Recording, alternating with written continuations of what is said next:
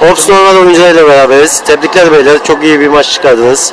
3 puanın alan taraf oldunuz. Maç sonrası röportaj alalım. Bugün bizim için çok zor bir karşılaşma olacağını biliyorduk. En azından bu 8'li gruptan çıkmak için bir puan gerekiyordu. Bunu da çok iyi biliyorduk.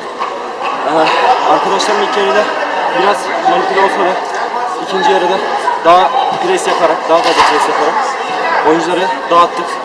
Ardından goller zaten peş peşe gelmeye başladı. Bugün kazandığımız için çok mutluyuz, aşırı mutluyuz.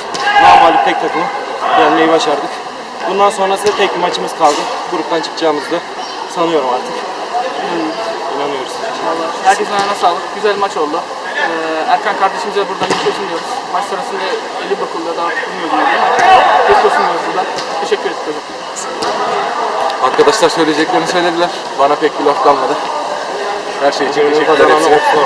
Aynı zamanda bir şey de eklemek istiyorum. Tabii ki. Buradan Hakan Gürgün abimize bir selam yolluyoruz. Bugün kendisi de gelmedi. Bizim yerimize görevde kaldı. Teşekkür ederiz. Teşekkürler ona da. Biz de teşekkür ederiz beyler. Tekrar teşekkürler.